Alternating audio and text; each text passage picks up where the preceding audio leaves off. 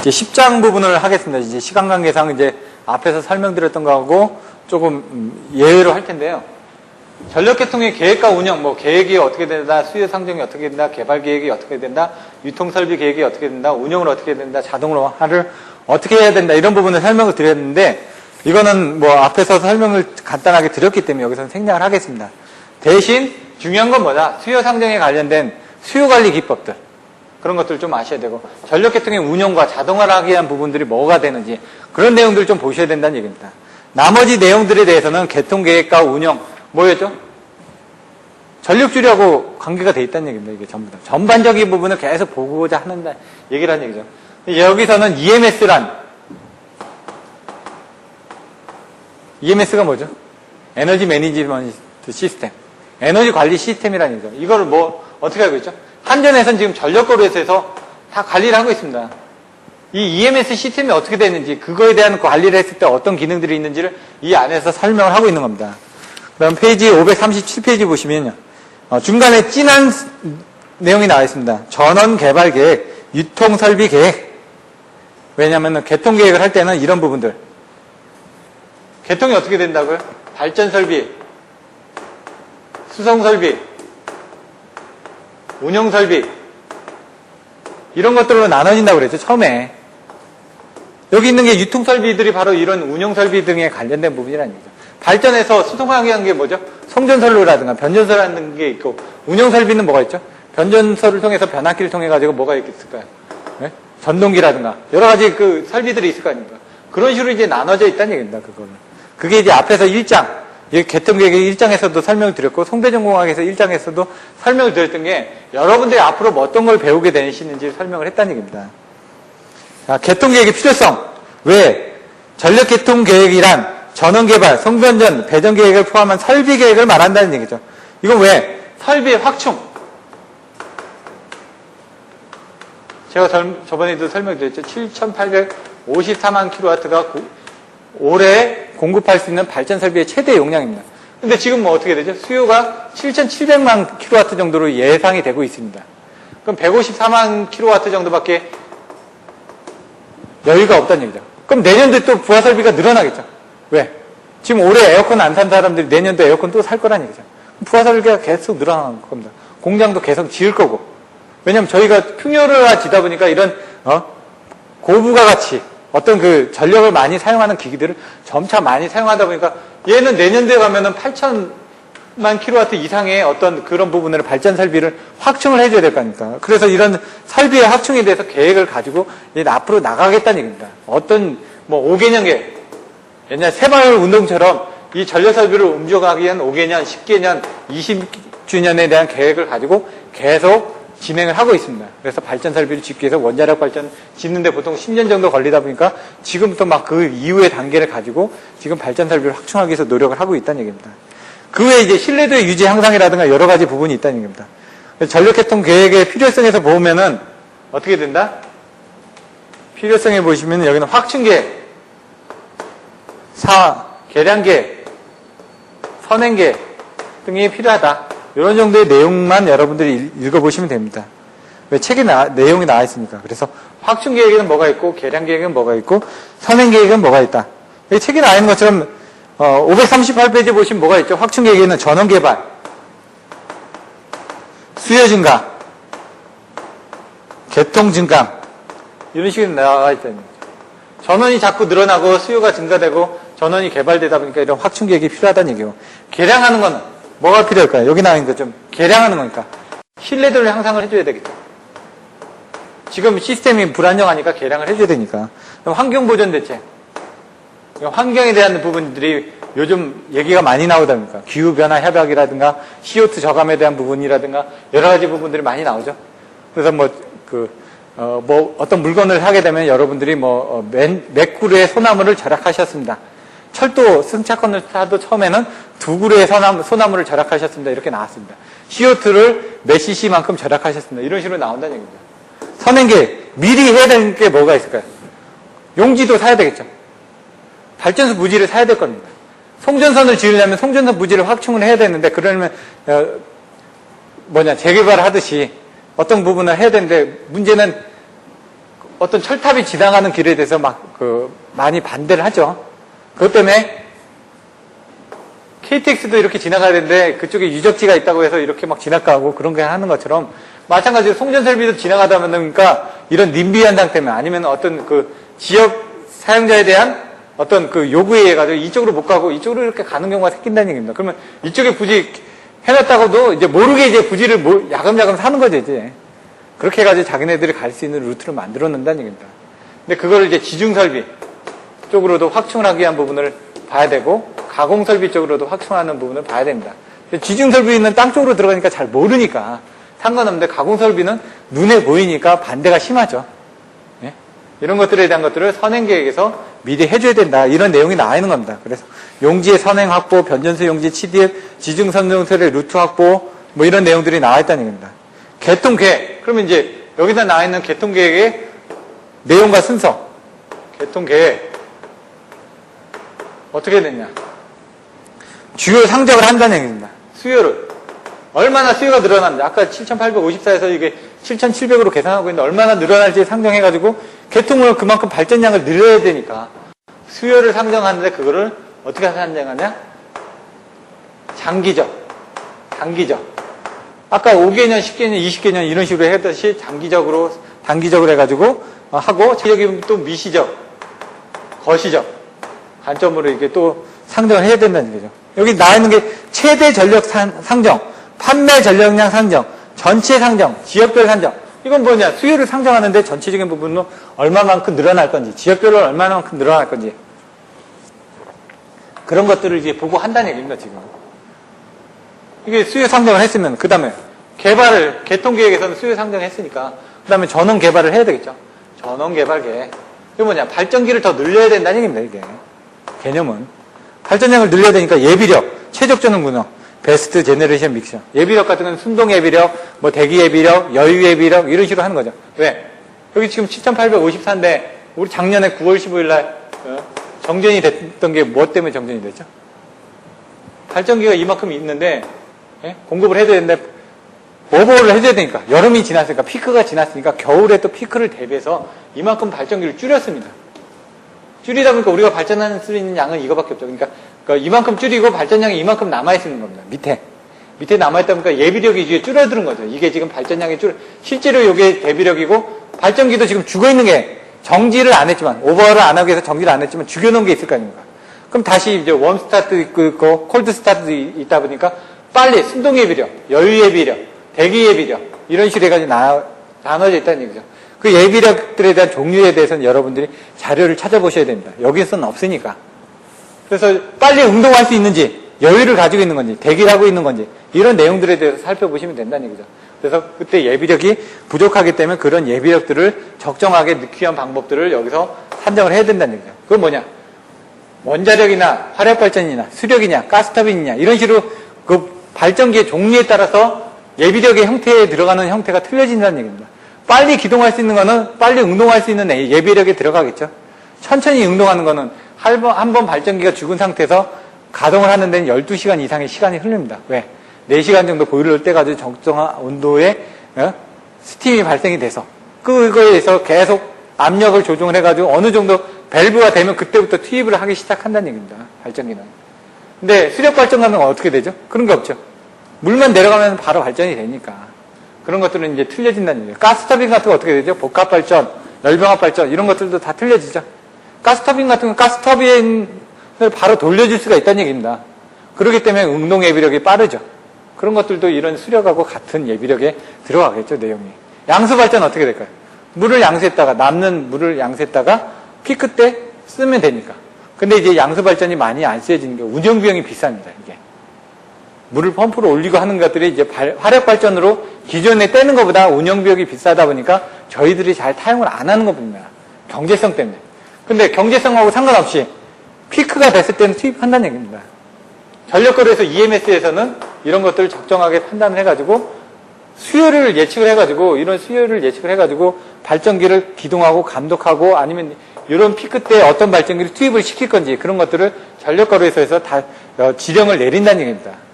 그런 것들을 이제 뒤에서 어떤 지령들을 내리고 이 EMS가 어떤 기능들을 가지고 있는지를 여러분들이 배우시게 된다는 얘기입니다.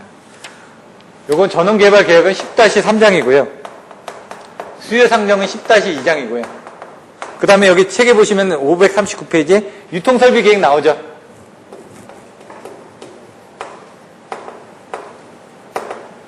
얘는 10-4장까지 나온다는 얘기예요. 근데 제가 중요한 건 뭐라고요? 10-5하고 10-6이 중요하다고 그러죠. 이런 부분 수요상정하거나 전원개발계획하거나 유통설비계획하는 거는 장별로 하나씩 설명하고 있다는 얘기입니다. 중요하지 않은 건 아닌데 이 내용을 알고 계셔야 된다는 얘기죠. 개통계획에 수요상정하고 전원개발계획하고 유통설비계획하는 내용은 알고 계셔야 되는데 중요하진 않기 때문에 뭐가 있다 정도만 알고 넘어가겠다는 얘기입니다. 나머지는 뭐라고요? 10-5하고 10-6에 여러분들이 시간을 더 할애하셔야 된다는 얘기입니다. 자, 장기계획이 있고 뭐 단기계획이 있다. 그리고 541페이지 보시면 확충계획이 있고 설비계획이 있다.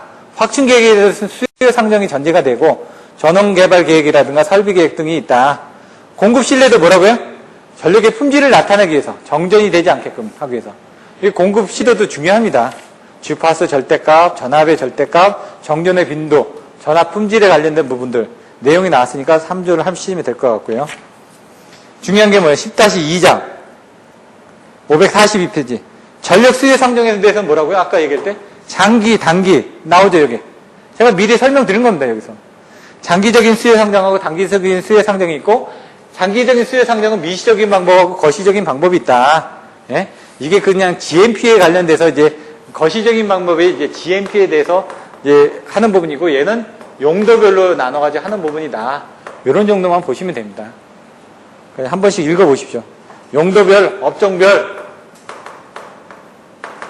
분류를 하는 거죠. 수요를 분류를 할 때 얘를 용도별로 분류하고 업종별로 분류해가지고 대략적으로 얼마만큼 증대가 될 것이다. 근데 얘는 거시적으로 우리 국민 총생산량이 지금 2만 달러에서 3만 달러가 되니까 얼마만큼 늘어날 거다.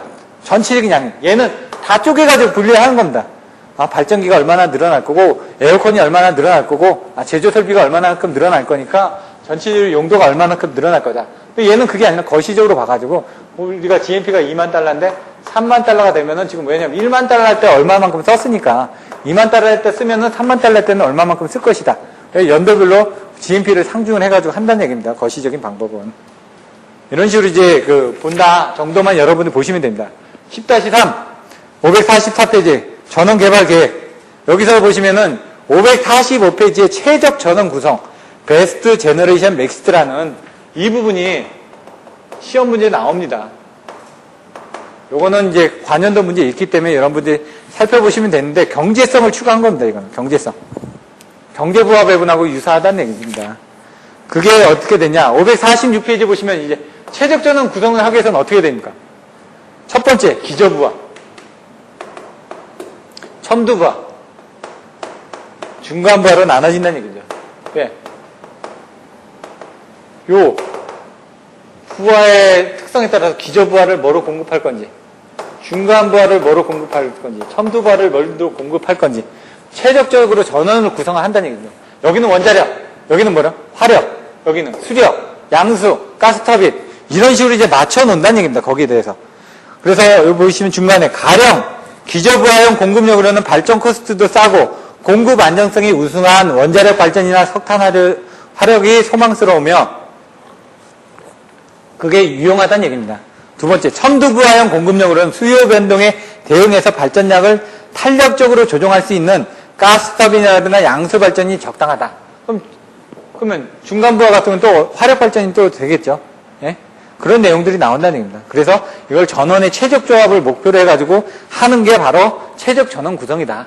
이게 뭐죠? 전력 수요 상정하고도 비슷한데 여기서는 어떻게 됩니까? 수요 상정에서는 장기, 단기, 그 다음에 거시적, 미시적 이렇게 보여지는데 전원 개발에서는 어떻게 최적 전원 구성을 하기 위해서 기저부하, 첨두부하, 중간부하에 대해서 이렇게 한다. 그러면 이제 마지막에 유통설비 계획에 대해서는 뭐가 되느냐? 이 유통설비의 역할에 대해서 이제 547페이지 보시면 나와있죠.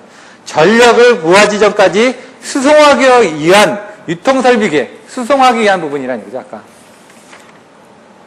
유통설비는 발전소에서 발생한 전력을 안정하게 효율적으로 소비자에게 수송할 수 있는 기능을 지니고 있어야 한다. 그럼 유통설비에는 뭐가 있느냐? 송변전설비. 이게 나와 있다는 얘기입니다. 548페이지 맨 위에 있는 5줄은 다 줄을 치십시오.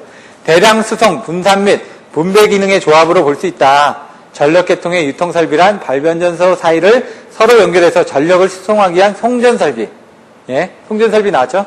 두 번째, 송전선으로 수송되어 온 전력을 다음 유통과정인 분산 분배에 적합한 전압으로 변성한 후 내보내기 위한 변전설비. 두 번째가 변전설비라는 얘기입니다. 세 번째, 일반 과정 등의 분배하기 위한 배전설비. 여기서 뭐로 나눠진다고요? 송전설비, 변전설비, 배전설비로 유통설비가 나눠진다. 이 유통설비 계획에서 유통설비는 뭐라고요? 송전설비, 변전설비, 배전설비로 나눠진다. 이런 식의 키워드를 여러분들이 알고 계셔야 된다는 얘기입니다. 그렇게 보시면 되고요. 나머지 부분 한번 보시면 될 것 같습니다. 유통설비 계획을 어떻게 해 나가야 되는지 5가지 방법이 있습니다.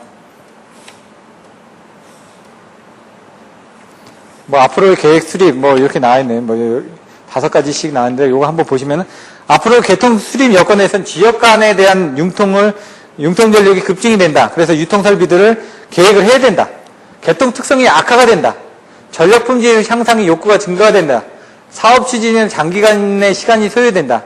설비 투자비가 급증된다. 이렇게 549페이지 이 나와 있는 내용들이기 때문에 유통 설비를 미리 계획을 해줘야 된다는 얘기입니다. 왜냐하면 지역 간에 대한 전력이 급증이 되고 개통 특성이 악화되죠. 지금처럼 에어컨이 쓰고 전력 품질이 항상 욕구가 증대되고 사업 추진할 때 시간이 많이 걸리지 않습니까? 그러다 보니까 시간도 많이 걸리고 돈도 많이 걸리니까 그걸 미리 해줘야 된다. 유통설비 개발 계획을. 근데 그 계획의 기본 방식은 어떻게 구성을 해야 되느냐? 1호사로 구성을 해야 되냐? 3사로 구성을 해야 되냐? 어떻게 구성을 해야 되냐? 그 계획의 기본 방침. 이거는 왜 계획을 해야 되는지 필요성에 대해서 설명을 해준 겁니다. 5가지 필요성.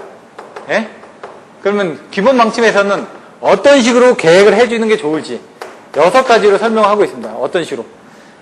첫 번째, 환상 송전 개통망의 구성. 1호사보다는 3, 4호로 전압을 올려서 쓰게 되면은 송전 전력이 증대합니다. 전압이 2배가 늘어나면 송전 전력은 4배가 늘어납니다. 전압의 자승에. 그럼 1호사가 예를 들어 2000이라고 그러면 얘가 1000 정도고 얘가 4000. 계산상으로 한다면 4000이고 765는 이거 2배니까 어떻게 될까요? 16만이 되겠죠. 근데 얘가 8만이니까 8만의 4배는 얘는 2000이고 얘는 500이죠. 500메가와트 정도를 1호사에서 공급을 하면은 3, 4호에서는 2000메가와트 정도를 공급을 하고요. 765에서는 8400메가와트 정도를 공급을 합니다. 전압의 자승이 3, 4호나 765는 전압이 2배 정도 되죠. 1호사나 3, 4호 전압 2배 정도 되죠. 송전 전력이 4배 정도 늘어나게 됩니다. 이렇게. 그러니까 전압을 승합을 하는 이유가 뭐냐? 송전 전력을 4배로 공급할 수가 있어요. 전압은 2배지만 전력량은 4배로 공급해 줄 수 있으니까 전압을 자꾸 승합을 하는 거죠. 우리가 옛날에 110V 쓰던 게 어떻게 되죠? 220V로 썼죠. 왜? 전압 2배 증가하니까 보내줄 수 있는 양은 4배로 증가를 했죠. 더 유리를 하니까. 지금 그 110V짜리는 저희가 안 씁니다. 그런 내용이 나와 있다는 얘기입니다. 전압 계층이 단순화. 이렇게 3, 4, 5, 154, 22.9kV, 66kV 같은 거 없어졌습니다, 지금. 네? 중간 계통이 부분은. 왜? 1호사에서 나눠지는 부분, 1호사 아니면 22.9고, 여기서 송전 계통에서도 1호사 22.9에서 20메가까지 공급할 수 있던 것들을 40메가까지 공급할 수 있게끔 법이 바뀌었습니다. 이런 내용들도. 전압계층인 단순화하고 송전 전력의 증대, 송전 전력을 늘려주기 위해서 어떻게 된다? 2도체를 4도체로 바꾸는 겁니다. 복도체가 늘어나면은 송전 용량이 늘어나니까 케이블도 바꿔줍니다. ACSR에서 뭐요? TACSR, 스타샤 이런 것들이 어떻게 된다고요? 온도 조금만 바꾸게 되면, 아니면 케이블에 대한 재질만 바꾸게 되면 얘가 어떻게 된다고? 2.3배 이상. 온도가 얘는 210도, 얘는 230도입니다. 온도가 올라가니까 송전 전력이 늘어나는 겁니다. 왜냐하면 온도에 따라서 민감하니까.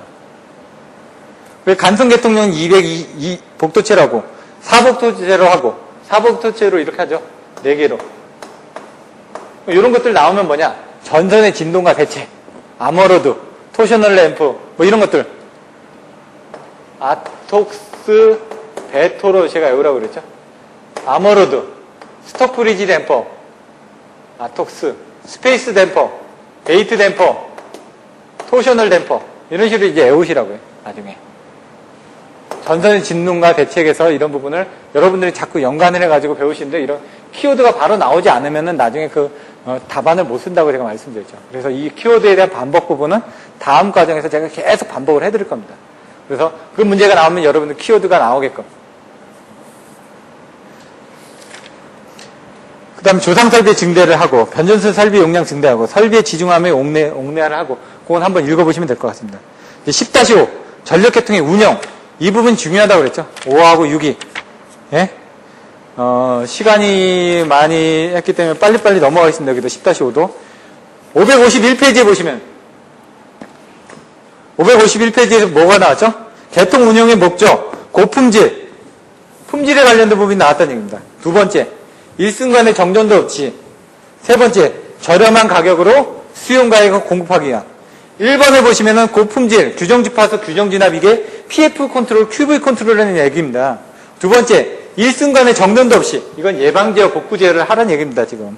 세 번째, 저렴한 가격으로 수용가에 공급하라는 게. 이게 뭐죠? ELD죠. 경제부합의 분이죠. 이런 내용이 있다는 얘기입니다. 그래서 규정 주파수로 유지하기 위해서 밑에 보시면은 유효 전력 주파수 제어를 한다. 전압에 대해서는 전압 무효 전력을 한다. 그리고 밑에 주파수 제어가 중간에 보시면 주파수 제어가 전체적인 제어임에 대해 전압 무효 전력 제어는 국지적이다. 뭐 중부화 시에 어떻게 한다. 공급 신뢰도를 확보하기 위해서 어떻게 한다. 뭐 이런 내용들이 있으니까 한번 읽어보시면 되고요. 맨 밑에 보시면 정상시에 전력계통의 감소를 중시하고 예방제어에 중점을 줘야 된다. 왜냐면 정전 없게끔 하려면 예방제어를 해서 미리 가줘야 된다는 얘기죠. 552페이지에 가서 보시면은 사고 정지한 경우에도 원래 상태로 빨리 복구를 해야 되니까 그때 복구 제어가 나오죠. 그 앞에서 나왔던 그 복구 제어 부분이 나왔던 얘기입니다. 또 3에 대해서는 중간에 종내 경제 운영 ELD로 취급되어 온 문제다. 3번이 ELD라는 얘기입니다. 지금 시간적인 변화를 고려한 동쪽 견제 운영에 관한 연구도 시작되고 있다. 단기적으로 10분, 30분에 대응하고 있다. 뭐 화력발전소로 배출되는 녹수, 속수에 대한 공해를 경감하기 위해서 환경 규제 부분이 있다. 여기 보시면 어떻게 돼 있었죠? 여기 나오면 부조작용 에어헤드 있죠? 부조작용. 어떻게 돼 있죠? 단기적, 장기적. 근데 이게 미소변화, 단주기, 장주기 나와야죠. 여기 몇 초? 예? 10초. 2에서 3분, 10분. 요게 미소직인지 요게 미소직인지 나중에 틀려진다고 그러죠. 부가 뭐죠? 부하의 자기대에서 조속기 제어. 이게 자동주파수 제어. 경제부하배고. 얘가 AFC, ELD. 이런 부분을 추가적으로 해가지고 여러분들 많이 써주셔야 된다는 얘기입니다. 예? 이런 부분을 이제 가주셔야 되고요. 553페이지에 뭐 이런 내용들 수급운영, 개통운영제를 한번 보셔야 된다. 이렇게. 나머지 한번 읽어보시고요.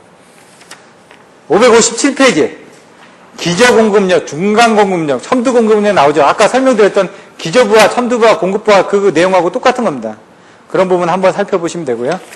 나머지 558페이지 연계계통으로 운전하는 이점에 대해서 한번 이점과 단점에 대해서 여러분들 한번 읽어보셔야 됩니다.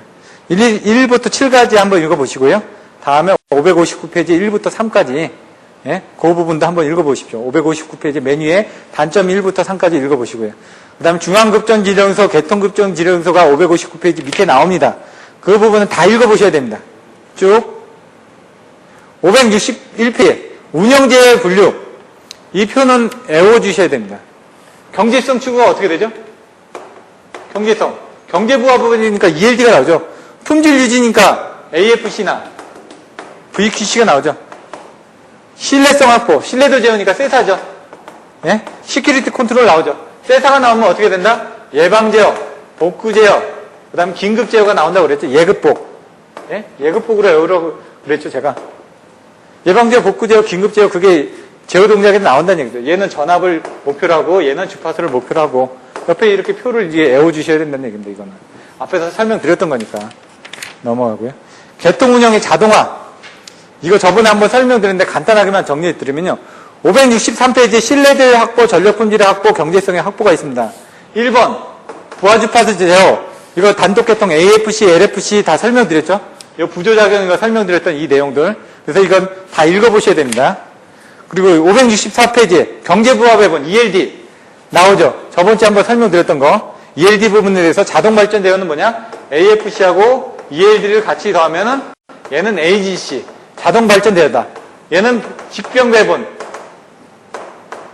맞죠? 직렬배분, 직렬배분, 병렬배분, 이게 직렬재배분이고 병렬재배분이에요. 이거 한번 보십시오. 이런 것들 이제 여기는 다 중요한 거란 얘기죠. 개통조작의 자동화, 이건 뭐였죠? 신뢰도 제어라는 얘기죠. 4번에. 조금 전에 나왔던 그 부분이 또 나오는 겁니다. VQC, EDC, AFC 이 내용들이 여기서 다 중복돼서 나오는데 그러다 보니까 평상시 때 하는 게 뭐다? 예방제어다. 여기 나오는. 그 다음 긴급시 때 하는 게 긴급제어다. 세 번째 복구시 하는 게 복구제어다. 이 내용 설명드렸지 않습니까? 그 내용들에 대해서 한번 읽어보시고요. 에너지 관리 시스템에 대해서는 여러분들이 나중에 이 표 NCC 쪽에 EMS가 있고요. 이쪽에 달려있는 부분이 뭐가 있다고요? 3, 4, 5kV. 요거는 뭐라고 얘기돼? RCC, 지역변전소에서 여기서 154를 담당한다. 여기는 HRCC로 해가지고 수력에 관련된 부분 담당한다. 여기에 대한 부분이 또 뭐가 있죠? CCC 해가지고 있고, 이쪽에 기상에 관련된 부분이 있고, 이렇게 이 그림을 앞에서 해야 된다. 6장에서도 설명드렸죠? 6장하고 10장 할 때 6장에서도 설명드렸던 내용입니다. 살펴보시고요. 그 다음에 EMS를 기능을 할 때 어떻게 외운다고요?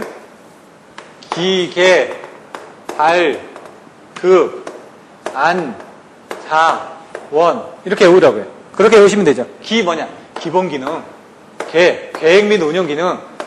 발전원, 훈련 기능, 발전 제어 기능. 이건 급전원, 훈련 기능, 훈련 모의 기능. 이건 안전도 제어 기능, 안전 제어. 아까 발전 제어, 안전 제어 나왔잖아요. 그거 보시고. 얘는 자동, 자료 취득 및 연계 기능. 이런 식으로. 요거는 원방 감시 및 제어 기능. 이런 식으로. 거기에 대한 내용들 여러분들이 알아서 써주시면 된다는 얘기입니다. 이건 저번에도 여러 번 설명을 드렸기 때문에 그걸 이제 568페이지에 그림하고 해서 같이 보시라고 제가 설명을 드렸었습니다. 10장은 제가 시간이 없어가지고 자세히 설명을 못 드렸습니다. 하지만 6장 할 때, 8장 할 때 제가 다 중복해서 몇 번씩 설명을 드렸기 때문에 그 부분으로 여러분들이 참조를 하시면 될 것 같고요. 6개월 동안 바쁘게 달려왔습니다. 송배전공학, 전력계통공학, 발전공학을 제가 좀 못 해드리긴 했지만은 그 부분은 이제 다음 과정에서는 어떻게 한다고요? 송전계통, 전전계통, 지금 계통공학, 그리고 발전공학, 그리고 계산문제. 이게 책이 1권, 2권, 3권, 4권으로 나눠져 있습니다. 그래서 요게 요 다음 과정을 보시기에는 괜찮습니다. 제가 그래도 그 과정으로 해서 제가 진행을 하도록 하겠습니다.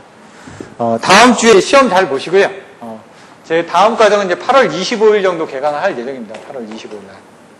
왜냐면 8월 11일 날은 토요일 날, 8월 12일 날 시험이기 때문에 수업을 안 하고요. 그 다음 주 8월 18일 날에는 아마 8월 19일 정도에 문제풀이반을 아마 같이 하게 될 겁니다. 그래서 그때는 수업을 안 하고 8월 25일 날 첫 강을 할 텐데 그때도 마찬가지로 새로운 교재 가지고 어떤 식으로 이제 수업을 하게 될지 그때 4시간 동안 간단한 전체적인 요약을 해드릴 겁니다.